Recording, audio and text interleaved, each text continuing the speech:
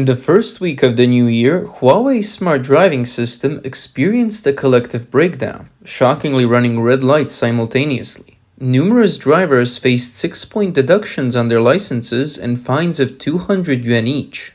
Meanwhile, Ito, closely tied to Huawei's smart driving technology, saw its sales plummet from 9,000 units during the same period last year to just 5,500 units, nearly halving. On the contrary, within 36 hours of the new Tesla Model Y's release on January 10th, orders in China for the model are estimated to have exceeded 50,000. This doesn't mean that Huawei's smart driving system runs red lights every time, but rather that it happens occasionally, though the likelihood of it running red lights is notably high.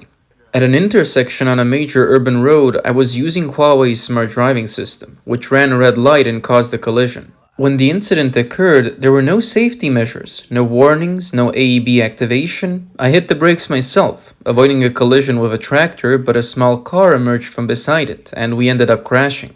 Huawei's smart driving system failed to recognize traffic lights, and the EEB didn't engage.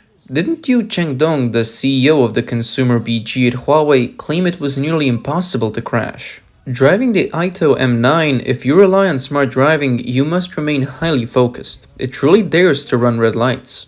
Losing 6 points and 200 yuan just like that. Today, the Avatar 07 arrived at the same intersection. It needed to make a right turn, and the smart driving system actually detected the red light. I saw it slow down, so I didn't take over. Unexpectedly, the system started up again and slowly made the turn. The smart driving system used by this driver is version ADS 3.1. I'm furious. This morning, while using the smart driving system, it ran another red light. The system did recognize the red light and slow down initially, but perhaps seeing the cars next to it moving, it decided to accelerate and run the red light too. Another 6 points and 200 yuan.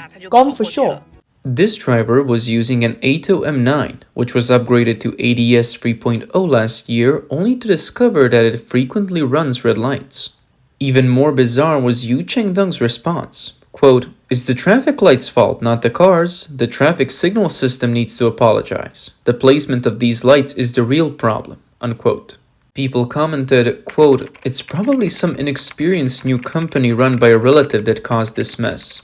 Honestly, Huawei's technical capabilities just aren't up to par, leading to situations like this, unquote. The smart driving system is taking drivers through red lights while battery supplies are being choked by automakers. After working hard to pay off my car loan in full, the manufacturer suddenly declared the battery doesn't belong to me.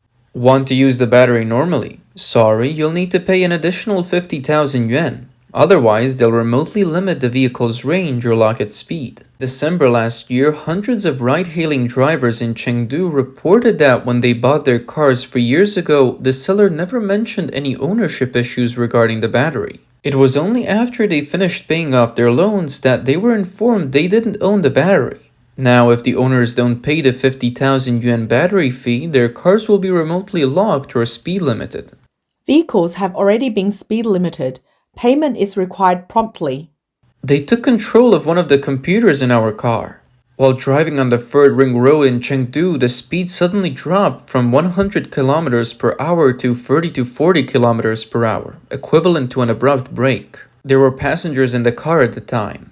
My car has been locked twice. They forced me to sign a battery replacement agreement to unlock it. The first time I couldn't take it anymore and called the police. After some mediation at the police station, they unlocked the car. But the relief didn't last long. On August 17th, they locked it again, this time without even notifying me, directly imposing a speed limit. I went to confront them, and a manager named Ray Lun seemed sincere, even writing a pledge stating, quote, "Before the battery dispute is resolved, we won't lock the battery or interfere with the system," unquote. But while they stopped locking the battery, they continued to limit the speed.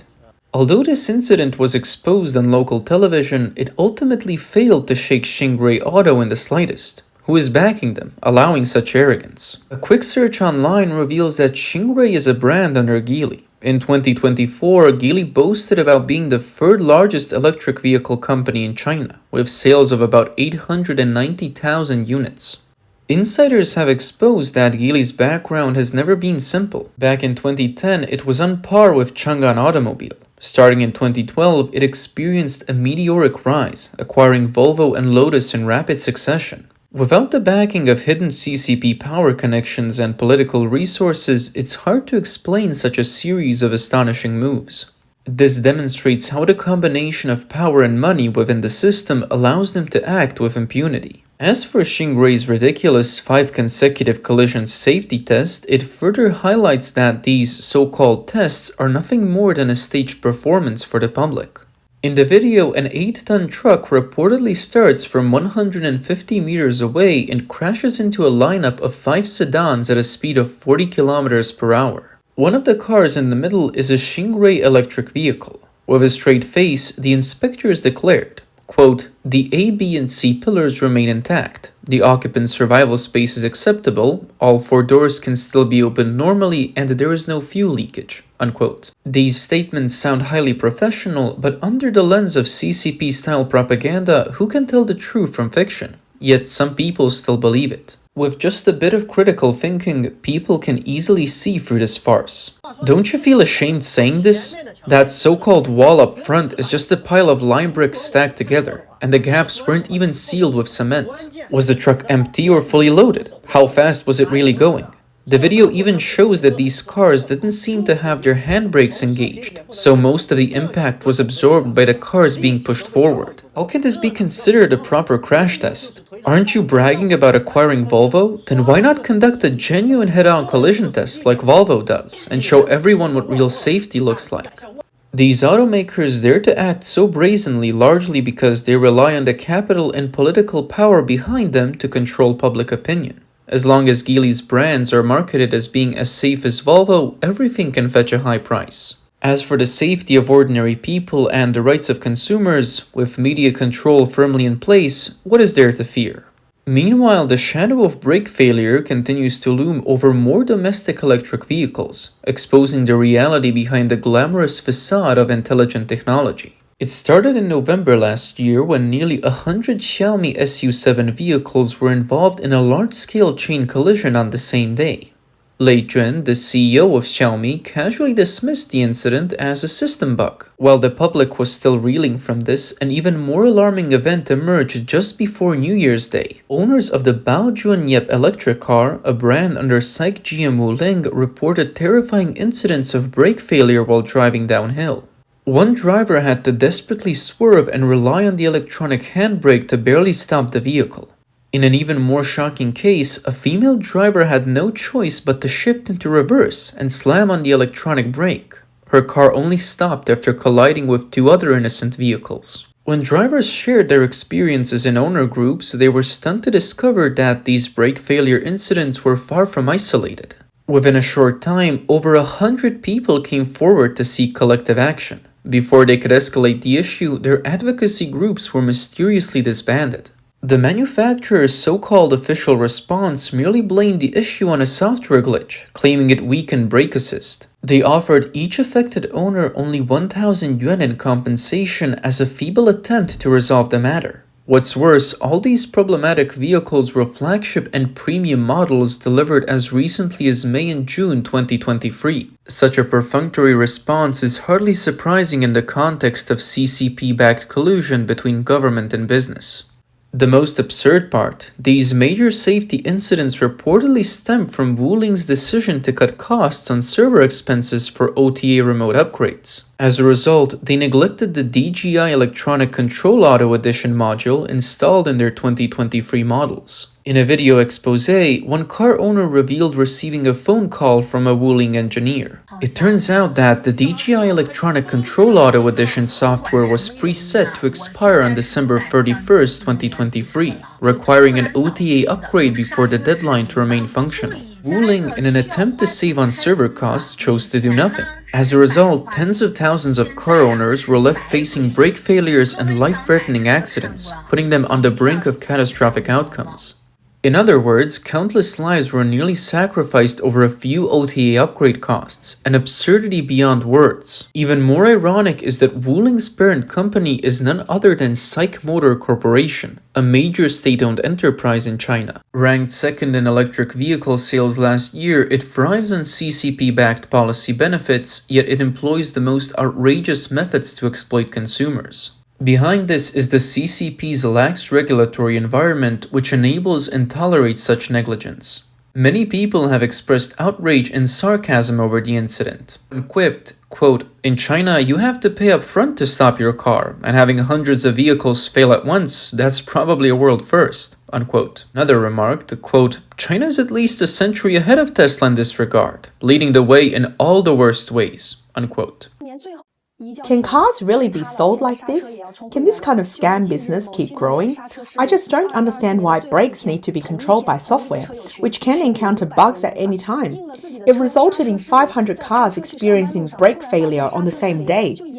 As for BYD, which constantly boasts about crushing this and dominating that, on the morning of January 9th, its vehicles collectively broke down as the app system failed across the board. A BYD owner in Hangzhou told the media that when they woke up and checked their phone, the BYD app was completely unresponsive, making it impossible to unlock the car. It was rush hour and many people accustomed to the convenience of using their phones to access their cars hadn't brought their physical keys. Left helpless, some were even forced to walk to work. A quick look at social media confirmed the situation, with numerous users complaining about the BYD app crash that left them caught off guard. When car owners tried to contact BYD's customer service, they found the phone lines completely unreachable and their messages went unanswered. Social media was soon flooded with complaints and frustration, with users expressing their anger and disbelief. Is this what they call the pride of Chinese manufacturing, BYD?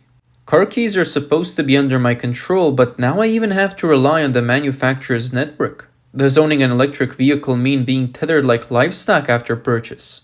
These doubts are only expressed through sarcastic comments like "leading the way," because if you dare to directly criticize, you risk facing serious consequences. BYD also stipulates that if a battery is damaged, it must be inspected and repaired by official service centers before it can be used again. Some car owners, frustrated by the high costs and long delays of official services, turned to independent repair shops. Two skilled technicians successfully cracked the battery chip and fixed the cars flawlessly. To everyone's shock, BYD had the two repairmen jailed for 6 months. This scared other repair shops into immediately halting all battery repair services and taking them off their offerings. In today's fiercely competitive auto market, even BYD struggles to maintain huge profits. So what's the solution when cars themselves aren't bringing in big money? The answer lies in total consumer control via apps and network technology. From batteries to speed limits and remote functions, all of which can now be monetized through cloud fees. A car owner spent 80,000 yuan on a new energy vehicle only to face an astronomical 180,000 yuan repair bill when the battery malfunctioned. When questioned, staff responded, "You paid 80,000 yuan for the car, but repairing it will cost 180,000 yuan. As for seeking outside repairs, who will guarantee safety? And what about our brand's reputation?" These manufacturers are able to threaten customers with remote battery and speed locks, criminalize independent repairs, charge outrageously high repair fees, and shirk responsibility at forest shops if something goes wrong after the repair. For example, Mr. Wang purchased a 300,000 yuan electric car, only to be quoted 540,000 yuan to replace a scratched battery module. Even a simple decoding process costs 5,000 yuan. The phrase "leading the way" was once a buzzword promoted heavily by Huawei, even becoming a central theme of its press conferences. It's said that Ren Zhengfei expressed differing views on its use, leading to the term being gradually phased out within Huawei. Now, "leading the way" has taken on a sarcastic twist, often used to mock domestic EV brands like BYD and Xiaomi, brimming with irony. On January 6th, at around 1:11 p.m., an absurd incident occurred at an intersection in Ningbo. A Xiaomi salesperson demonstrating a car to a potential customer decided to showcase the traffic light launch mode in the middle of the street. The result? They hit and sent a red light runner flying. According to the Ningbo Traffic Police report, the injured e-bike rider was taken to the hospital, and the incident is still under investigation. When the so-called leading the way technology collides with China's chaotic traffic culture, what remains is a trail of blood and wreckage. On the same day, another leading the way Xiaomi vehicle struck 3 students. While accidents happen daily, many are entirely preventable. As the saying goes, 9 out of 10 accidents are caused by speeding. Civilian vehicles don't need launch modes capable of accelerating to 100 kilometers per hour in mere seconds. Most drivers lack the skills to handle such power safety. Yet, in an overly aggressive marketing environment, manufacturers continue to flaunt performance features without regard for public safety. And with the Chinese government's lax oversight, there's little hope of such practices being reined in. What's more, as exposed by Chinese consumers themselves, domestic cars lack genuine technological breakthroughs. Various so-called cutting-edge technologies are hyped to the extreme in marketing, but when you take them apart, there is nothing substantial to be found. This is the reality behind the so-called new energy vehicles people spend hundreds of thousands or even over $1,000,000 on, just a collection of cobbled together parts. As long as it runs, it's deemed good enough. 技术含量，你告诉我有什么技术含量？看看。 The core components are just high voltage wiring, charging ports and cables. The yellow parts are all high voltage lines with a radiator up front and the battery pack beneath the chassis. The control box is filled with high voltage components, and once the motor is connected to the front wheels, pressing the accelerator gets it moving. So where's the so-called high tech? In reality, there is nothing of real substance here. After 4 or 5 years, these vehicles start having frequent issues, and repairs are outrageously expensive. As for the so-called luxury electric cars priced at 700,000 yuan or even up to 3 million yuan, their internal structures are nearly identical to those of low-end cars costing 100,000 yuan. The only differences lie in slightly better quality parts and more extravagant exterior and interior designs. Even repair mechanics complain that these Chinese new energy vehicles are some of the hardest to fix.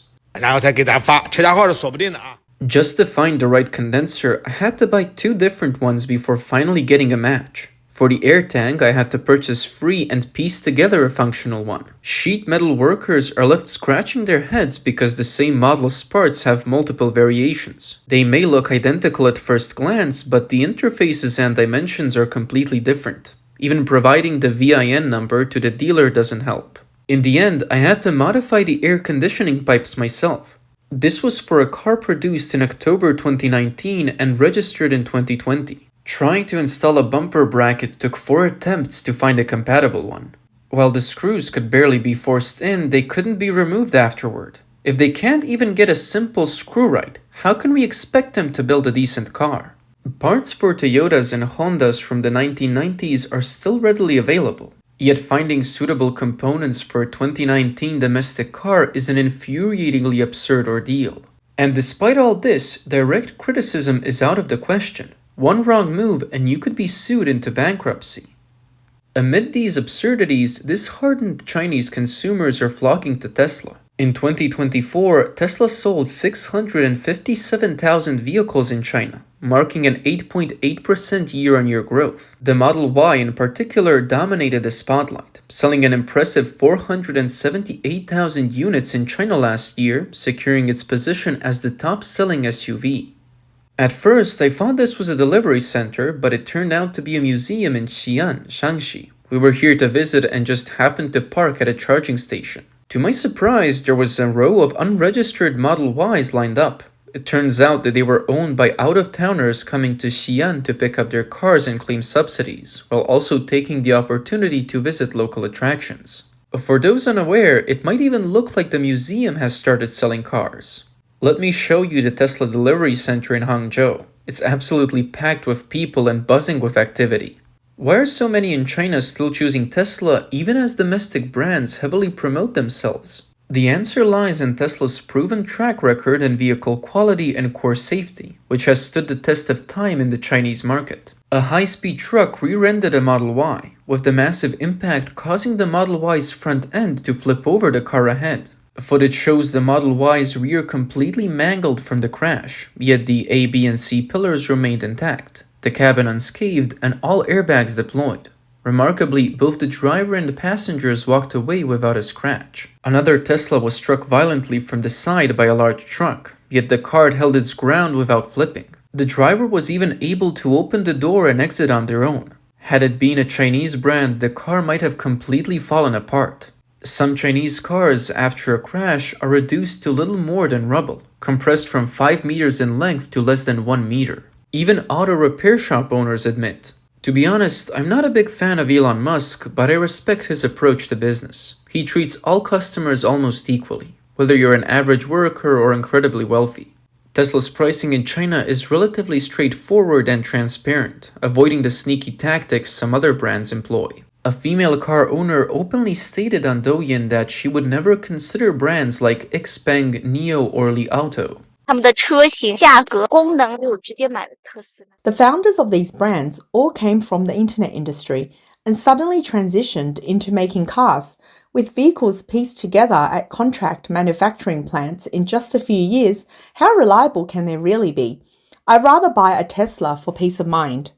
Under the CCP's leniency, these so-called new car-making forces mostly focus on raising funds and inflating their image. They lack long-term manufacturing systems and technical reserves, often resembling patchwork internet projects. Not only can they not guarantee safety, but in some cases they may even create safety risks. More critically, the CCP system severely lacks a sense of contractual integrity and rule awareness. Issues like hidden charges and unilateral terms are ignored by the government.